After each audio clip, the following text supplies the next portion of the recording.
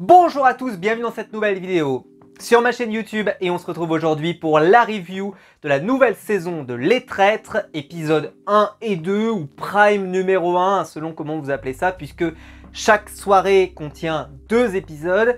La review sera chapitrée en dessous, donc si jamais vous avez vu que le premier épisode, vous pouvez quand même regarder la première partie et puis revenir plus tard. Si vous avez, comme moi, regardé l'intégralité du programme en un seul coup, tout simplement, vous pouvez regarder l'intégralité. Je vous parlerai également de l'émission de JujuFit4 faite à la fin. Je vous donnerai mon avis un petit peu sur ce qui s'est dit, sur le concept de l'émission qui est intéressant mais qui fait une grosse erreur selon moi et j'y reviendrai tout à l'heure.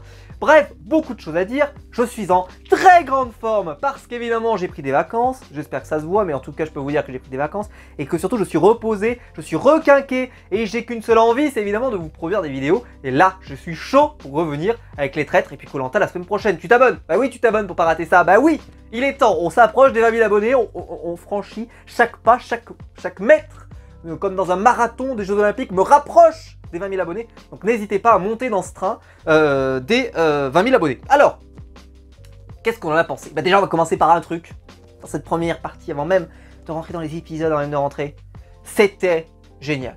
C'était génial. Je l'ai dit, je l'ai dit, quand j'avais fait la vidéo promo, la vidéo pour présenter la saison, j'avais dit, peu importe que le casting soit connu, pas connu, que ça soit tel mec ou pas tel mec, qu'il n'y ait pas autant de grosses stars qu'une autre saison, ou je sais pas quoi, ça n'a aucun rapport avec la qualité qu'on aura dans le programme si ce sont des candidats qui ont envie de jouer, qui ont envie de s'amuser, qui ont envie de découvrir, qui ont envie d'enquêter, etc., etc. Si les gens sont à fond dans le jeu, on oubliera, mais en moins de 15 secondes, qu'il y en a certains qu'on connaît pas, qu'ils sont pas tous aussi célèbres, peut-être pas aussi célèbres que l'année dernière, peut-être pas aussi célèbres, on en a rien à foutre.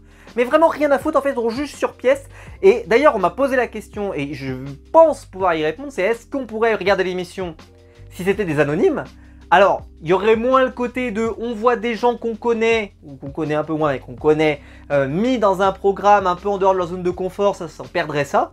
Mais je pense que le programme marcherait tout autant s'ils prennent des gens qui ont autant envie de s'amuser, etc., etc. Parenthèse refermée. Et alors ici, sauf qu'après, il y a l'idée aussi que quand tu as une notoriété qui est avec toi, je trouve que c'est intéressant aussi dans les célébrités, c'est qu'ils ont parfois un passif. Genre, t'es comédien, donc tu sais bien mentir, tu es, je sais pas moi, avec ton conjoint, et forcément il peut peut-être repérer que tu mens. Bref, on en reparlera, il s'est passé beaucoup de choses. J'ai vu, les retours étaient hyper positifs évidemment pour le programme, vraiment, les gens étaient comme des dingues. Je parlerai même pas de la fin de l'épisode, la fin du Prime, qui était complètement dingue, même si il y a un côté de moi qui s'y attendait, parce que, voilà... M6, franchement, c'est des filous sur ce programme. Mais voilà, on en reparlera. Alors déjà, commençons. L'accueil. L'accueil. Eric Antoine qui accueille donc le spectateur que je suis. Je le dis, je le répète, je le répéterai jamais assez. Même dans 10 ans, je le répéterai. Et j'étais déjà là, l'année dernière, et l'année d'avant encore, pour le dire, que c'était le programme fait pour Eric Antoine. Que je ne sais pas comment fonctionnent les autres versions, mais je suis certain, je prends aucun risque que Eric Antoine est le meilleur présentateur de toutes les versions. Je prends aucun risque en disant ça. Tellement, mais c'est dans son ADN, tellement il est... Mais pour ceux qui suivent en plus toute sa carrière depuis La France a un incroyable talent, dans ses spectacles, etc., il est comme ça en fait. C'est-à-dire qu'il a poussé à son paroxysme un personnage qu'il avait déjà, et là il est dans la version ultime, mais vraiment la version absolue, le masterclass. Je vais pas le dire à tous les épisodes, c'est pour ça que je le dis en début de saison. Mais Eric Antoine, il a trouvé son programme. Il y a des gens, ils vont passer des fois d'une vie entière à pas forcément avoir le programme, où ils vont marquer de leur empreinte, tu vois, le truc. Et là, ça fait 3 saisons que le programme existe. Mais t'as l'impression qu'il existe depuis des années, que vraiment depuis longtemps. C'est un programme installé. Eric Antoine, pour moi, c'est une star sur ce programme. Il est génial, il s'éclate. En voix off, il est extraordinaire. Dans l'animation, il cabotine un peu, mais moi j'aime bien. Ça fait un côté un peu stylé. Il est exceptionnel. Il est exceptionnel dans la maîtrise de la tension. Il va y avoir quand même une épreuve dans cet épisode où il va y avoir quand même des chaises de la mort, hein, on peut l'appeler comme ça, en tout cas des chaises d'électrocution, quoi. C'est quand même hyper morbide, hyper machin. Et avec l'univers d'Eric Antoine, avec comment c'est présenté, etc., ça fait pas anxiogène plus que ça fait plutôt fun, plutôt ambiance Halloween, mais sympa. C'est exceptionnel, ce que n'avait pas réussi d'ailleurs le truc des zombies, là, vous savez, sur TF1, où c'était... Bref, des souvenirs, hein, on était là, on a regardé ça. Bref, déjà juste, le teaser au début. Quand on a le teaser, on nous présente le programme et tout. J'ai dit, le teaser est dingue. Le teaser est dingue. J'étais chaud. Je suis passé de 70, je suis passé de 70% à 153%. C'est tellement le teaser était ouf. Il était où ce teaser? Oh, quel magnifique, magnifique. Je sais pas qui a monté ce truc-là, mais bravo, bravo, bravo. Alors, évidemment, donc le programme démarre, chaque candidat vient en bagnole, il y en a qui récupèrent des autostoppeurs sur la route, et puis bon, voilà. Je vais pas dire grand chose sur cette partie-là, j'ai trouvé que c'était une mise en... Enfin, ça permet de faire venir les candidats jusqu'à Eric Antoine, mais jusqu'à ce moment-là, je trouve qu'il se passe pas grand-chose. Juste peut-être ceux qui savent pas tellement qu'il y a dans le programme, eh ben c'est bien, parce que ça leur fait découvrir au fur et à mesure. Ceux qui avaient fait la vidéo comme moi, vidéo preview, on savait déjà. Mais c'était quand même bien, je trouve que ça permet de les faire venir au fur et à mesure, c'est sympa. C'est pas trop long, peut-être ça mériterait un peu plus de dynamisme, mais globalement ça va. Donc les deux personnalités qui vont ressortir dès le départ, c'est Laurent Ruquier et Hugo Manos. Donc ils sont en couple dans la vraie vie, Laurent Ruquier animateur de télévision, Hugo Manos surtout connu pour être chroniqueur chez Touche pas mon poste pendant une longue période. Et il y a vraiment deux parties dans le village, comme dirait Perceval. Il y a Laurent Ruquier qui lui ne veut pas du tout être traître parce que pour lui, il ne sait pas mentir, mais c'est même pire que ça, c'est qu'il dit « je pourrais mentir, mais j'ai des signes qui font qu'on voit que je mens ». Comme par exemple, je peux avoir de la buée sur mes lunettes, et ça c'est un problème physiologique, et j'ai du mal à le contrôler. Et Hugo me connaissant extrêmement bien, eh bien, il risque de le découvrir très très vite, et donc il ne faudrait pas que je sois traître. A l'inverse, Hugo, lui, a envie d'être traître. Il veut être traître. Et lui, il sait qu'il pourra mentir à Laurent, etc., etc. Et il pense aussi que Laurent ne pourra pas lui mentir. On en reparlera plus loin. On a plusieurs personnalités qui vont s'exprimer donc sur le siège de Eric Antoine. J'ai pas retenu tout le monde parce que franchement, il y a plein de gens voilà, dont les propos n'étaient pas super intéressants. Mais j'ai retenu quand même les principaux. Alors déjà, il y a Frédéric Bell. J'ai trouvé que c'était très intéressant, elle a dit les gens aiment se confier à moi, et c'est vrai que je dois reconnaître qu'elle a une voix assez douce, elle a un machin, je pense qu'il y a des gens aussi qui doivent avoir envie de se confier, ou en tout cas elle provoque de la sympathie, je trouve Frédéric Bell extrêmement vite, et ça s'est vu dans le programme, et elle dit qu'elle a des dons de voyance. Il s'avère que dans l'épisode il y aura des sortes de trucs un peu étranges, mais bon voilà, et surtout elle va balancer une dinguerie, elle va dire mais c'est simple, je n'ai aucun scrupule. Donc là, moi, tilt, j'ai dit celle-ci, je pense qu'il faut la prendre en traître, ça sera excellent. Spoiler, elle est traître, mais excellent, excellent.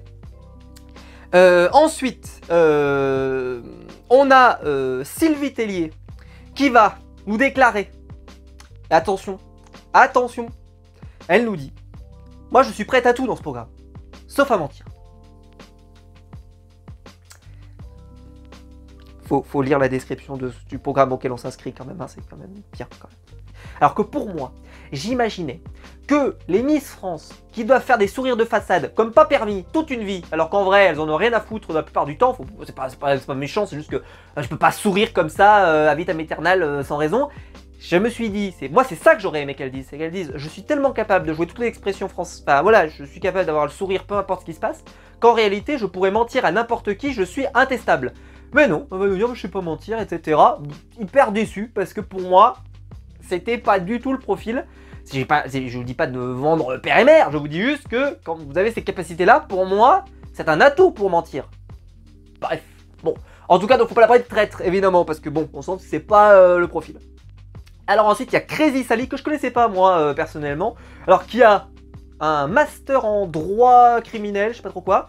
Alors, je pourrais faire la phrase de Raymond Abou, n'en touche pas à mon poste, à Jean Messia. Alors ça, si vous avez la ref, franchement, vous êtes beau, mais je vais pas la faire. Mais vous, si vous avez la ref, vous pouvez la mettre dans les commentaires. Mais parce que, bon, quand on a tout ce bagage, ça interroge. Et donc, Crazy Sally, je vais le dire tout de suite, je la connais pas, je sais pas qui c'est. J'ai trouvé que ça a été la révélation de ce soir. Ah, pour moi, mais je savais pas qui c'était. Donc évidemment, moi, elle est partie de niveau 0, c'est-à-dire de notoriété 0, je sais pas qui c'est. Oh, incroyable. Elle parle bien. Je vais pas dire que je m'attendais qu'elle parle mal, hein. C'est juste, elle parle hyper bien, mais en plus, elle parle pour dire des trucs qui ont du sens, qui sont intéressants. Notamment dans la dernière table ronde, oh, incroyable, c'est trop stylé. Elle est, je trouve, hyper bonne public, c'est-à-dire qu'elle est hyper généreuse, entre guillemets, à l'écran. Je trouve que toutes les séquences où elle est là, elle est bonne. Elle est super, vraiment, ça c'est la bonne pioche. Je sais pas où ils l'ont trouvé, je sais pas où ils l'ont chopé, etc. Franchement, bravo. Bravo M6, parce que ça, fallait trouver.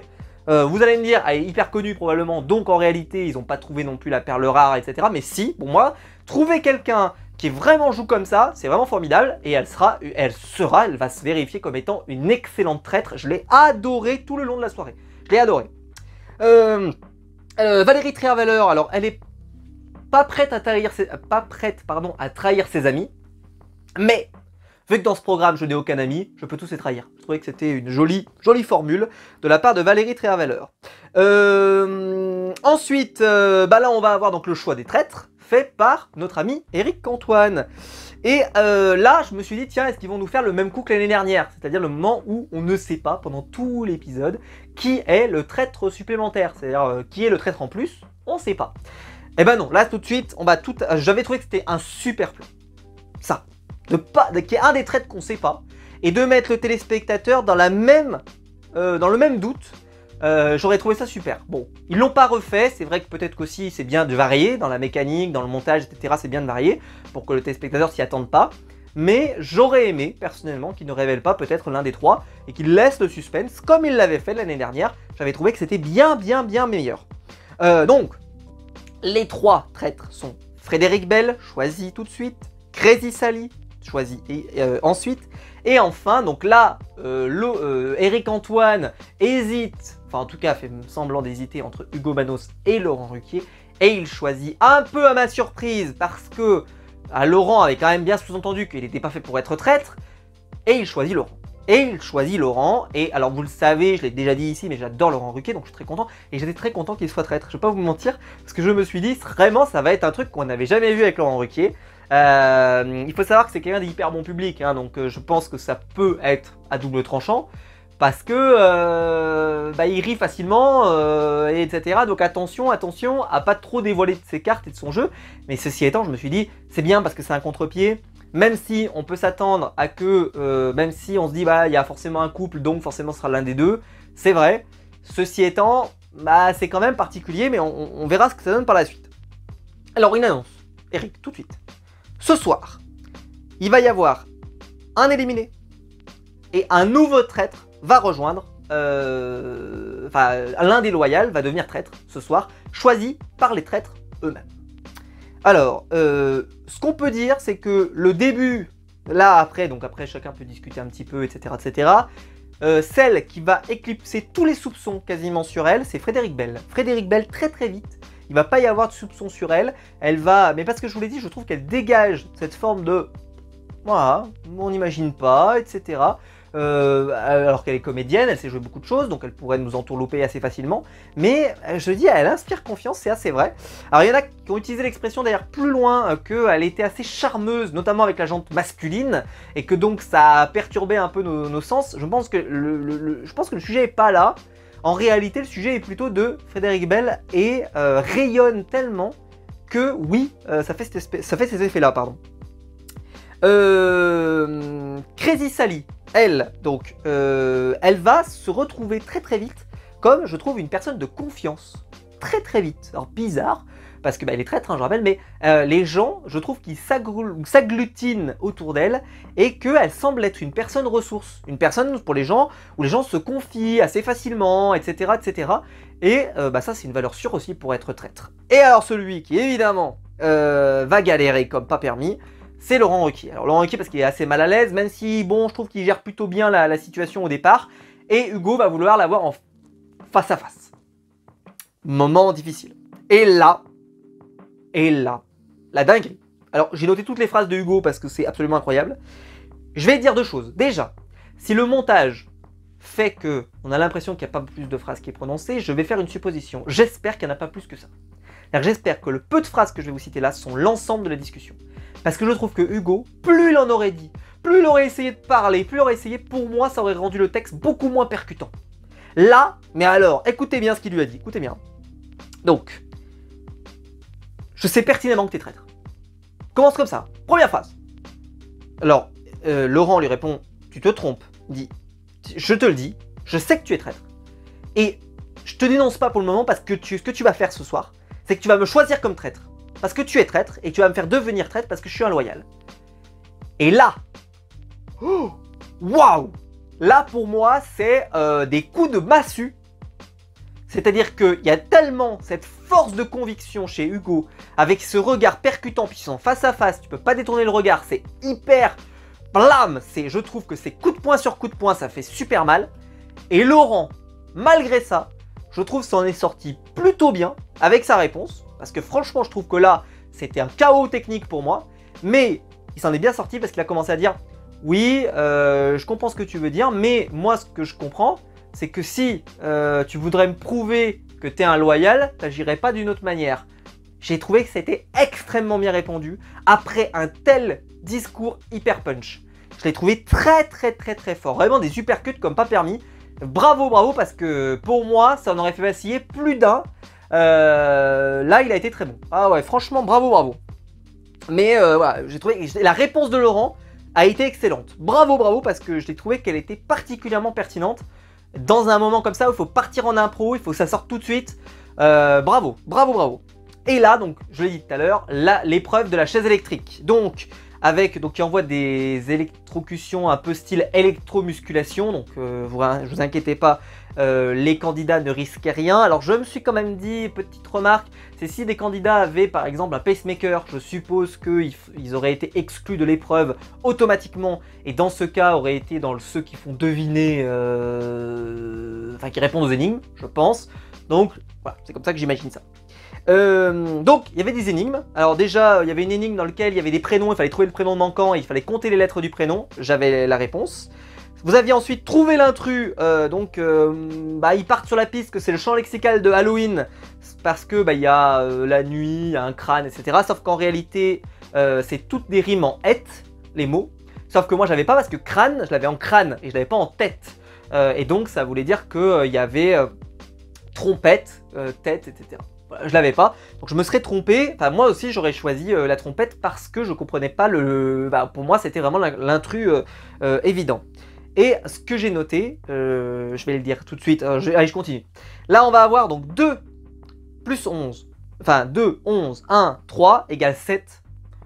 Là ça m'a fait câbler. Ah là ça m'a fait câbler, j'étais là, je disais quoi 2, 11, 3, 1, 7. Alors là, moi, la première piste sur laquelle je suis allé, c'est que j'ai compté les lettres de l'alphabet. Je me suis dit 2, ça fait B. Ensuite, 11, je cherche la lettre dans l'alphabet. 1, A. 3, C. Je me suis dit, ça se trouve, avec ça, on a peut-être des lettres d'un mot et c'est possible, quoi. J'en sais rien. Mais c'était bizarre parce que ça fonctionnait avec aucun des mots. Il y avait soit pas assez de lettres, soit pas assez de chiffres, soit... Enfin, ça marchait pas. Et là, donc, Carla va nous sortir une réponse. Enfin, genre, un raisonnement que je ne comprenais pas. Ça va être la bonne réponse, mais évidemment le raisonnement était pas bon, parce que franchement, mais quand j'ai entendu le raisonnement, je dis mais what? Comment ce cerveau fonctionne? Ça ne fonctionne pas cette explication. Moi je cherche un truc qui existe, etc. Et en fait, c'était la première lettre de chacun des nombres qui faisait le mot. Le mot numéro 2 commence par D, le mot numéro 11 commence par O, donc ça fait D-O. Le numéro 1... c'est 1, UN, donc c'est OU. Enfin bref, j'ai trouvé que ça, c'était génial. Alors ça, je pense qu'un jour je le réutiliserai dans un de mes escape games, c'est certain, parce que j'ai trouvé que l'idée était folle, mais folle. Mais moi j'ai galéré à trouver, donc je pense que ça pourrait faire une épreuve finale d'un escape game qui serait exceptionnelle. J'ai trouvé ça génial. En plus, ça peut être fait avec n'importe quel mot. C'est vraiment, la mécanique est simple, donc elle est facile à se souvenir. En plus, si t'es maître du jeu, c'est facile à se souvenir. C'est vraiment très stylé. J'ai adoré. Par exemple, le égal, en fait, c'était le E de égal, et ça faisait doute. Enfin bref, génial, super idée. Et alors je vais faire une remarque. J'avais fait une remarque l'année dernière pour ceux qui avaient suivi. Je sais pas si M6 regarde la vidéo, mais je n'en sais rien. Mais mettons qu'ils regardent, peut-être qu'ils ont entendu ma remarque, où je disais que les informations pour pouvoir jouer en même temps que les candidats ne restaient pas assez longtemps à l'écran pour qu'on puisse jouer. Souvent ils faisaient des plans après sur les candidats, sur autre chose, sur etc. Et globalement tu n'avais pas la possibilité de jouer avec eux. Et là, en tout cas pas toujours. Et là, c'était le cas aussi dans Destination X aussi, où il y avait des fois tu n'avais pas trop le temps de jouer. Et là, j'ai trouvé qu'on prenait vraiment le temps de pouvoir jouer avec eux, c'est-à-dire qu'on cherchait avec eux, on avait le temps, et c'était super. Donc, l'amulette va être gagnée par quelqu'un de l'équipe gagnante, et là, on n'a pas l'info, évidemment, tout de suite, de qui a gagné l'amulette. C'est bien, parce que ça laisse du suspense, même si là, je pense que l'enjeu n'est pas très important, parce que même s'il va y avoir une élimination, Il y a tellement de choix que tu peux très bien aller choisir dans l'autre équipe. Pour l'instant, je trouve que ça n'a pas un énorme impact. Celui qui va être le plus incisif sur l'une des traîtres à ce moment-là du jeu, si on exclut Hugo qui a fait un truc très percutant avec Laurent, c'est Stomy Bugsy qui a fait... Alors, j'ai trouvé que moi, il a été très dans le show. On l'a beaucoup vu, il a été très présent. Je l'ai trouvé très bon joueur, bon vivant, etc. Donc je pense que c'est une bonne pioche. Maintenant, je pense qu'il va se faire virer assez vite. Voilà, je pense que s'il n'est pas traître, il va se faire virer vite. Voilà. Je pense que s'il n'est pas traître, il ne tiendra pas plus de 1 ou 2 épisodes. Je vois pas comment il pourra aller plus loin parce qu'il est vraiment sur les talons de donc Crazy Sally. Et je pense qu'elle va vouloir s'en débarrasser assez vite. Donc à ce moment-là, les traîtres se rencontrent pour la première fois. Donc comme ça, ils peuvent se découvrir. Et là, ils ont l'air assez surpris que Laurent Ruquier soit traître. Ce qui veut dire que pour le tout venant, ça semble pas évident que Laurent Ruquier est traître. Alors c'est là qu'on se dit que la stratégie d'Hugo Manos, de dire moi je sais que t'es traître, mais je vais dire à tout le monde que t'es pas traître, je te protège jusqu'à la fin de l'épisode, et puis après je changerai de mon braquet, je changerai de braquet. Oui, sauf que ça c'est intéressant si effectivement il change de braquet. Sauf que là il va changer de braquet d'un coup. Les gens vont se dire c'est bizarre, pourquoi il change d'attitude, pourquoi il change de comme ça du tout au tout, et que d'un coup il va te dire non mais moi je suis sûr, etc machin. C'est quand même bizarre, c'est quand même étonnant de changer d'un coup. Et donc ça pourrait surprendre les gens. Et peut-être que là, vu qu'en plus il y a quelqu'un qui était devenu traître pendant la nuit, etc. Je pense qu'Hugo pourrait très bien devenir beaucoup plus soupçonnable s'il joue de cette manière par la suite. Alors, donc quand les traîtres vont se rencontrer, ils vont avoir plusieurs pistes pour savoir qui éliminer. Il va y avoir donc peut-être, pourquoi pas éliminer Hugo, parce qu'il est quand même très dangereux pour Laurent. Pourquoi pas éliminer Romain, ou alors le faire devenir traître, selon le cas. Parce qu'en fait, ce qui est un peu compliqué dans ce montage-là, que j'ai trouvé un peu dommage, c'est que les noms sont évoqués à la fois pour devenir traître et à la fois pour être éliminé. Mais des fois, on comprend pas tellement s'ils veulent les faire devenir traître ou éliminer. Je trouve que c'était monté un peu bizarrement. La discussion perdait en cohérence et en fluidité. Parce qu'on comprenait pas tellement où ils voulaient en venir. Parce que à la fin, leur raisonnement amène à une élimination. Donc on comprend pas tellement pourquoi. Enfin, bon, c'est un peu dommage. Parce qu'ils ont mélangé les deux séquences pour que ça soit plus obscur pour nous, très probablement. Et je trouve que ça perdait en pertinence. Bon. Sinon, il y a la piste Julie aussi qui est évoquée, comme étant quelqu'un qui a été plutôt voilà, dans les questions, qui a posé beaucoup de questions aux gens, donc pourquoi pas. Et Stomy Bugsy aussi, qui est sur les talons donc de Crazy Sally, qui se dit que ça pourrait être un bon atout, ou alors l'éliminer assez rapidement. Au final, la révélation du matin, donc il y a toujours le petit déjeuner du matin, et vous avez donc la révélation que c'est Julie qui est éliminée. Oui. Et à ce moment-là, donc, avant qu'elle arrive évidemment, Daniel, de Studio Daniel, va dire que qui on a éliminé ce soir, et elle va répondre, bah, c'est Julie qu'on a éliminé. Et après plus tard, elle va répondre, mais combien il y a de traîtres? Elle dit, bah elle répond, bah il y en a 3, bah on est 3. Chose qui, alors on me dit, oui c'est dans son personnage, c'est dans son univers, etc. Certes. Mais si on compare avec Jean Lassalle de l'année dernière, et je sais qu'il ne faut pas comparer les personnalités, mais je vais expliquer, Jean Lassalle était très drôle, sans le vouloir en fait, il était juste drôle naturel en fait, juste tu le vois et c'est marrant quoi. Je trouve que elle, ça marche pas tes masses perso. Alors je suis pas un grand client de son humour de base, je suis pas abonné à sa chaîne, etc. donc ça m'intéresse moyen, mais j'ai trouvé que ça marchait pas très bien. Mais je vais faire une bascule parce que ça spoilera rien sur la suite. En fait, Studio Daniel, en faisant des gaffes comme celle-ci, il y a un petit peu cette idée que ça peut gaffer quand même. C'est-à-dire que Studio Daniel, qu'elle est faite pour gaffer. Et c'est censé être marrant. Certes. Mais je pense que là, vu qu'elle fait beaucoup de gaffes, et que l'intérêt par rapport à ce qui va se passer dans la suite, c'est pas de suggérer que c'est un peu un comic relief, quelqu'un qui est drôle, mais plutôt comme quelqu'un qu'on devrait soupçonner, eh bien je trouve que dans le montage, ils l'ont beaucoup plus vendu comme quelqu'un de soupçonnable, même si nous on sait qu'elle n'est pas soupçonnable, mais pour qu'on comprenne pourquoi les candidats pensent comme ça, et que d'ailleurs son nom va beaucoup ressortir par la suite. Et donc ils ne l'ont pas vendu comme le personnage humoristique. Et je peux le prouver, parce que plus tard dans le programme, dans la partie avec Juju Fitcat le soir, ils vont revenir un peu sur une sorte de best-of de Studio Daniel. Bon. Il y aura des images inédites aussi, et les images inédites sont parfois plus drôles que les images qu'on a eues dans le programme. Et c'est là que je me dis, tiens, ça veut dire que probablement ils se sont dit, la rendre ultra drôle, etc., ça rendra le côté de peut-être qu'on comprendra pas tellement comment ils en sont arrivés à cette conclusion de, effectivement, elle peut être potentiellement traître. Et donc ils ont pensé peut-être, c'est ce que je pense, hein, pas forcément au côté drôle, mais au côté à qu'on comprenne l'enquête des gens. Je pense que c'est un bon choix. Ceci étant, j'ai trouvé voilà, que le personnage était un peu, je sais pas, moi j'ai pas trop aimé. Je vous prendrai un exemple plus tard, mais je peux pas vous spoiler tout de suite, donc je vous parlerai plus tard. Voilà. Et le moment magique, si je vous mets la photo, franchement je vous mettrai la photo, c'est l'arrivée de Jean-Christophe avec des lunettes noires iconiques. Si je peux même vous mettre la photo, je vous la mettrai. Exceptionnel où il est comme ça. Vraiment, mais... En plus, il a décidé de pas parler. La scène est ouf. Vraiment, il m'a fait mourir de rire. Vraiment, ce côté de... genre de poker, quoi. Et à ce moment-là, eh ben, on n'a pas l'identité du traître. C'est-à-dire qu'on n'a pas l'identité du traître que l'on recherche. Et ben, on attend de savoir quel est le traître qui va être décidé. Donc, on va rester tout l'épisode en étant en attente du traître. Donc ils ont récupéré la mécanique qu'on avait eue, donc ça c'est bien, parce que ça nous laissait quand même dans le suspense de est-ce que c'est l'un des noms qui a été cité, donc pas Julie parce qu'elle est partie, est-ce que c'est Romain, l'écrivain, est-ce que c'est Hugo Manos parce que Laurent est quand même bien sûr, enfin est bien embêté, est-ce que c'est Stommy Bugsy parce que Crazy Sally est bien embêté, voilà, on verra ce que ça donne. On verra si c'est peut-être même d'ailleurs personne de cette liste, c'est possible, hein, mais bon, je pense que c'est quelqu'un de la liste. Mais on verra, mais c'est pas sûr, hein, parce que ça peut être quelqu'un d'autre. Et arrive, donc je crois que c'est la fin de l'épisode, je crois à ce moment-là, la fin de l'épisode 1, et donc on passe à l'épisode 2. Alors lors de ce petit déjeuner, après, il va y avoir un instant assez intéressant, parce que ça, je crois qu'on l'avait jamais eu cité auparavant. Mais est-ce que c'est de l'anti-jeu, est-ce que c'est pas de l'anti-jeu? J'ai envie de dire non, c'est le jeu, il est comme ça. Mais Valérie Trierweiler va aller voir Hugo et va lui dire « Écoute, cette nuit, j'ai entendu ta porte s'ouvrir. Et vu que t'es pas éliminé, conclusion, faites la conclusion chez vous, eh bien tu es sûrement le nouveau traître. Si c'est vrai, c'est ballot.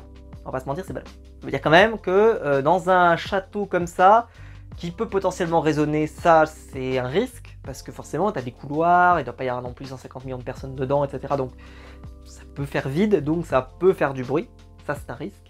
Et donc potentiellement, alors Hugo va se défendre en disant bah non je regardais la télé, alors ça veut dire qu'elle aurait entendu la télé et, pas la porte, qu'elle aurait pas entendu la télé, enfin, je trouvais que l'argument était un peu moyen. Si ça se révèle qu'à la fin c'est Hugo Manos qui l'a eu, qui est devenu traître, je pense que là, c'est quand même quelque chose qu'il faudrait réfléchir, peut-être, à les séparer un peu plus loin, peut-être. Ou alors aller changer de chambre régulièrement. Ça pourrait être une question de perception aussi, c'est-à-dire qu'ils savent jamais dans quelle chambre dorment qui, donc en fait tu peux pas savoir. Mais c'est vrai que si jamais à chaque fois que les traîtres sortent de leur chambre, ça fait du bruit et qu'on sait que c'est eux, ça peut avoir un problème. Donc je pense que ça, il y a peut-être quelque chose à réfléchir là-dessus, parce que si effectivement c'est le cas, c'est quand même la merde, on va pas se mentir. Bref. Elle n'en est pas convaincue encore, elle n'est pas persuadée. C'est vraiment plus une impression, mais si c'était le cas, vous imaginez, là ça poserait problème. Il va y avoir l'épreuve de la valise. Alors l'épreuve de la valise, non c'est pas la valise RTL, c'est la valise de vous avez soit il y a des amulettes dedans, soit il n'y a rien. Et on vous pose la question et on vous dit alors, il y a amulette ou il n'y a pas amulette? Et tu peux répondre, si tu veux qu'ils ouvrent la valise, bah tu dis bah il n'y a pas d'amulette enfin, et puis ils ouvrent la valise et il n'y a pas d'amulette, comme ça ils sont... il n'y a rien. Ou alors si il y a des amulettes, tu leur dis bah il n'y a pas d'amulette, n'ouvrez pas, je vous promets il n'y a pas d'amulette, et au final il y avait les amulettes. Et comme ça tu peux les garder pour toi. Bon. C'est vrai que la mécanique était pas mal, ou alors des fois il n'y a pas d'amulette du tout. Frédéric Bell va, ils vont faire avec donc Stommy Bugsy, c'est le premier binôme. Ils vont passer le premier tour. Et au deuxième tour, elle va dire à Stommy Bugsy, je pense qu'il n'y a pas d'amulette dans celui-là non plus. Il n'y en avait pas dans le premier tour. Elle dit, je pense qu'il n'y en a pas dans le deuxième tour. Je suis persuadé qu'il y en a un au troisième tour. Elle aura raison. Elle aura raison. Parce qu'elle va faire beaucoup de divination, beaucoup de choses comme ça. Donc elle va avoir raison. Ça veut dire, ça va. Il n'y a pas non plus bordel. Mais ce qui était intéressant, c'est qu'elle est persuadée de ça. Elle dit, je suis persuadée, je pense que c'est pas là.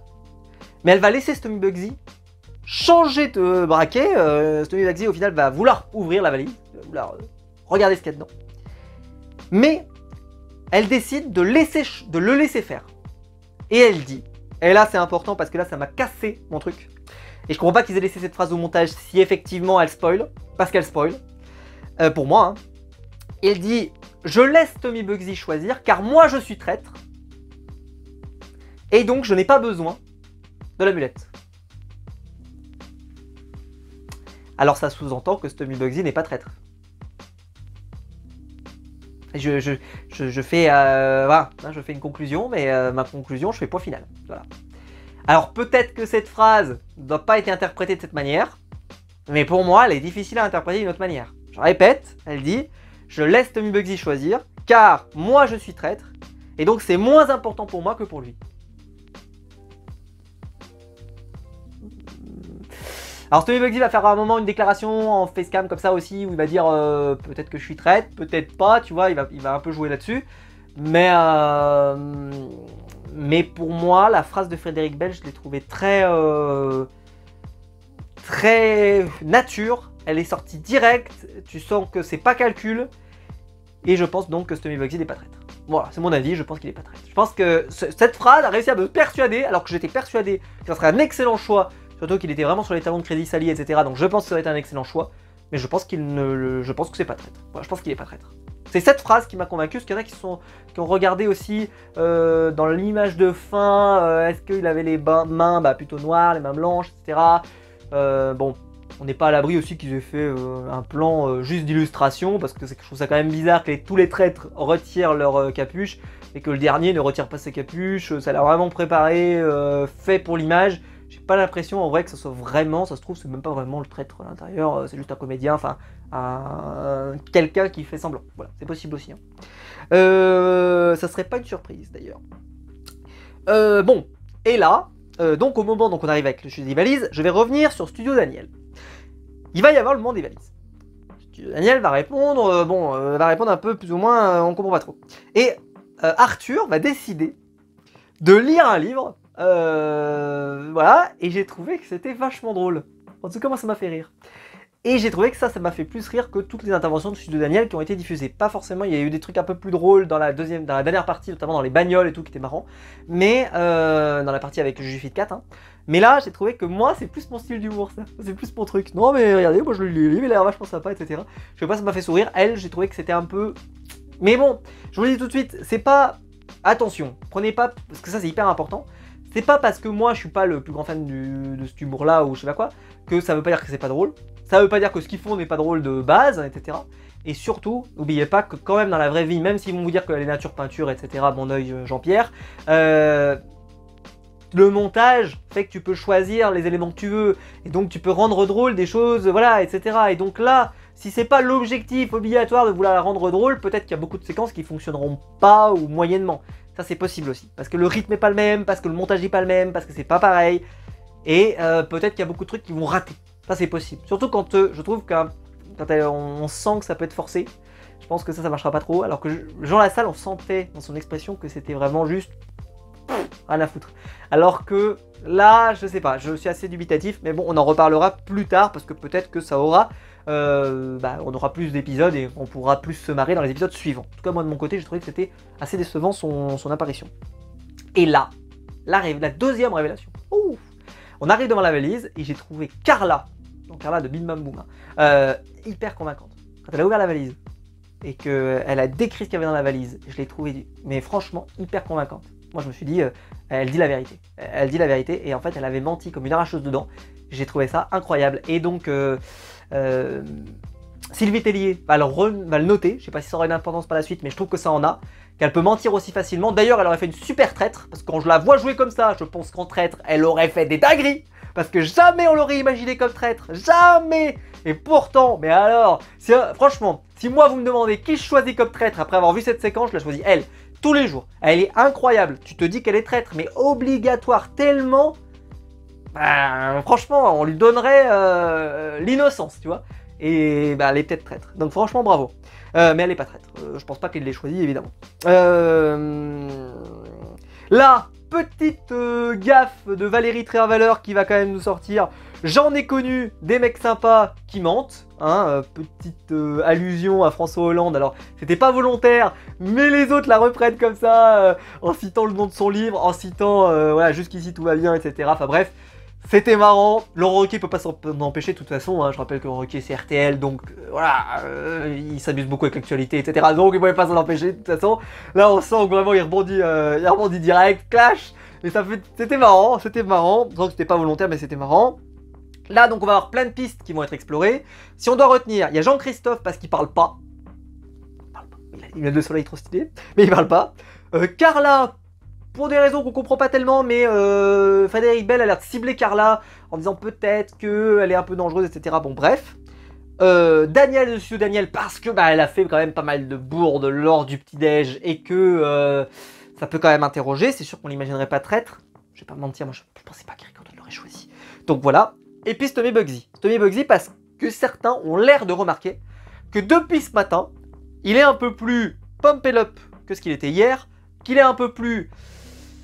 qu'il n'est pas exactement pareil. Et c'est vrai que j'ai trouvé aussi que le matin, il était un peu hyper énergique. Je l'ai trouvé, je sais pas, j'avais l'impression qu'il voulait en faire un poil trop, peut-être.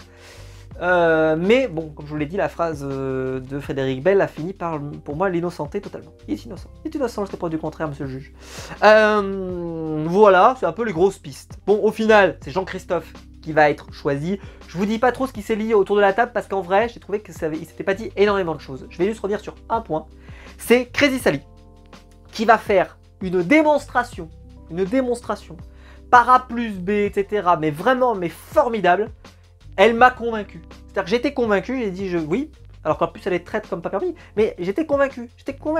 Vraiment une super démonstration. Et quand la révélation va être que malheureusement le choix qu'elle a fait de vouloir désigner Jean-Christophe parce qu'il parle pas beaucoup, parce que vraiment la démonstration était implacable, et ben elle se met pas à pleurer, mais elle dit juste je suis désolé, je me suis trompé, en plus je vous sens bien que je vous ai tous convaincus avec ce que j'ai dit, etc. Et vous allez peut-être vous dire, machin, j'ai trouvé qu'elle a été hyper prophylactique de se dire, tiens, j'ai fait... Peut-être qu'ils vont se dire, bah hop, tout de suite, vraiment je montre que je suis encore hyper sincère et que j'ai vraiment envie qu'on trouve les traîtres. Enfin, je trouve qu'elle a hyper bien joué le coup, encore une fois, bravo, bravo, bravo. Donc c'est Jean-Christophe qui est éliminé à ce moment-là. Et j'ai noté, juste pour finir, que Bruno Solo, qui est pour moi l'une des meilleures recrues de ce casting, en tout cas selon moi, parce que c'est un comédien que j'adore, on l'a très peu vu. Voilà, je suis très déçu parce qu'on l'a très peu vu, ça veut pas dire qu'on le verra pas plus dans les épisodes suivants, mais là on l'a quasiment pas vu. Alors le peu qu'on l'a vu d'ailleurs c'était souvent intéressant, c'est souvent des phrases très intéressantes, etc. Mais on l'a très peu vu, donc j'espère qu'on le verra plus dans les épisodes suivants, parce que pour moi c'est une des grosses personnalités de la saison. Et arrive la fin de l'épisode. Là, les trois traîtres arrivent, ils peuvent discuter entre eux, et puis là, donc on va faire arriver le quatrième, donc ils remettent leur capuche, le quatrième arrive, et là, eh ben vous saurez la semaine prochaine, bande de sacripants, et bah c'était sympa. C'était sympa de finir sur un énorme cliffhanger, ça va laisser toute la semaine, les gens vont faire des théories, alors qui c'est, donc des gens ont déjà presque remarqué que peut-être que... il semblerait pas que ça soit, voilà, que ce serait plutôt quelqu'un de blanc de peau. Donc pour moi, ça veut dire que ça laisserait, et des mains plutôt d'hommes, on serait plutôt Hugo ou Romain. Pour moi, je pense qu'il fallait choisir Romain. Mais je pense que potentiellement, ils ont peut-être choisi Hugo quand même. Mais j'aurais choisi Romain. Parce que je pense que ça aurait été très intéressant de voir Hugo Manos jouer là, en ayant balancé l'info qui doit devenir traître alors qu'il ne devient pas traître. Et donc Laurent va dire bah ouais mais je suis pas traître, qu'est-ce que comment tu veux que je te promette un truc alors que je suis pas traître, je ne suis pas traître, je peux pas te promettre un truc. Il y a peut-être plus un coup à jouer de ce côté-là. Et donc je pense que c'est peut-être Romain. Et si c'est Romain, ça peut être très intéressant parce que je trouve que le peu qu'on a vu, il a l'air assez intéressant, pas mal dans l'enquête et tout. Je pense que ça peut être une bonne pioche pour être un excellent traître de la saison. Je peux me tromper, mais voilà. Mais il y a des grandes chances que ce soit Hugo quand même, mais je pense que ce serait pas le meilleur choix. Et voilà, et après on va passer donc à l'émission d'après avec Juju Fitcat. Donc l'émission s'est poursuivie avec une émission bonus après les traites, donc une émission de plateau, où Juju Fitcat présente l'émission. Je vais le dire tout de suite, comme ça c'est dit, elle s'en est hyper bien sortie. Elle a été géniale, j'en avais aucun doute, mais elle a été géniale. Il va y avoir dans leur spécialiste, il va y avoir Elodie, donc spécialiste dans les mouvements et dans le non-verbal. Franchement, ils auraient pu prendre aussi Fabien Olicard, qui est très très bon là-dedans pour ceux qui le suivent sur YouTube. Mais voilà, c'est bien aussi prendre quelqu'un qui n'est pas connu. J'ai trouvé que cette intervention était plutôt bonne, plutôt pertinente, j'ai bien aimé dans le programme. Ensuite, ils vont faire donc un best-of de Daniel, comme je vous disais, avec des scènes non diffusées. Très bien. Il y avait des scènes d'ailleurs qui étaient non diffusées, qui ont été plus drôles que celles diffusées, selon moi. Là, on apprend... Parce que dans le candidat présent, il y a Laurent Ruquier. Que Laurent, lors des prochaines tables rondes, va retirer ses lunettes, puisqu'il a constaté que donc il fait de la buée quand il ment, et que donc il va retirer ses lunettes. Bon. Et c'est là qu'arrive mon problème. Je vous ai dit tout à l'heure, au tout début de la vidéo, je vous ai dit, j'ai un petit problème avec l'émission. Et ce problème, il est là. Et c'est que je comprends pas. Et je pense que, vu que toutes les émissions, à mon avis, ont déjà été tournées, c'est déjà trop tard. Donc, c'est déjà trop tard, évidemment. Donc, on ne peut plus rectifier ce problème. Ils ont fait une erreur, pour moi. Cette erreur, c'est de faire venir des candidats qui sont encore dans le jeu au moment où le programme de l'épisode. Pourquoi? Parce qu'en fait, il va y avoir un moment. Prends un exemple. Ils vont montrer une image exclusive de la semaine prochaine. Crazy Sally qui va faire une sorte d'évanouissement. Bon. Est-ce qu'elle l'a fait semblant ou est-ce qu'elle l'a fait exprès? Enfin, est-ce qu'elle l'a fait semblant ou est-ce qu'elle fait exprès? Dans les deux cas, elle l'a fait exprès. Voilà. Est-ce qu'elle fait semblant de machin ou alors est-ce que c'est réel? Voilà, pardon. Et donc, Laurent... donc, Jean-Christophe est là. Ça, c'est normal. Lui, il peut s'exprimer, il n'était plus là. J'ai envie de dire, normal. Laurent, lui, il est là. Il était là. Il est encore là. Et Laurent va dire... Moi, je pense qu'elle faisait pas semblant. La question, pourquoi? C'est-à-dire qu'il ne faut pas faire venir des gens qui sont encore dans le jeu. Et pareil, Laurent, quand il va dire des phrases, tu te dis à chaque fois, il marche sur des œufs. Il dit, bah, je sais pas trop si je peux dire ça. Peut-être que je vais spoil. Et en fait, tu sens qu'ils sont pas à l'aise. Il faut faire venir des gens qui ne sont plus dans le programme. Sinon, ça marche pas. Par exemple, je trouve que c'est très bien d'avoir fait revenir des anciens. Norbert Tarrer, etc. Je trouvais que c'était très bien. Parce qu'eux, ils sont pas dans le jeu, donc ils peuvent parler librement. Ils n'ont aucune raison de faire une gaffe. Parce qu'il n'y a pas de gaffe possible, ils savent pas ce qui va se produire. Donc il n'y a pas de problème. Mais Laurent, lui, il peut faire une gaffe. À n'importe quel moment. Il peut peut-être dire des trucs anodins. Mais là, par exemple, son truc sur les lunettes. Il te dit sur les tables rondes suivantes. Ça veut dire qu'il va faire au moins une table ronde suivante. Voire même 2. Voire même 3. Enfin, je trouve que ça donne une indication. Peut-être que, par exemple, si on le sent très en danger la semaine prochaine, on se dira « Ah ben, mais il a dit qu'il allait faire des tables rondes suivantes. » Écoute Jean-Pierre, ça marche pas, les comptes ne sont pas bons. Je pense que c'est une erreur fatale. C'est une erreur majeure. Il fallait pas le faire. Il fallait prendre des gens qui ne font pas l'émission. Qui sont éliminés. Là, par exemple, si la semaine prochaine, il y a 2 éliminés, mettons. Eh ben, tu peux faire venir les 2 éliminés. Pas de problème. Parce qu'eux ne peuvent plus avoir d'impact sur la suite. Ils peuvent s'exprimer assez librement. Même si ils doivent, évidemment, après, ils gardent contact entre eux, etc. Donc, ils doivent se dire, ils savent même déjà qui est le gagnant, etc. Ça, il n'y a pas de problème.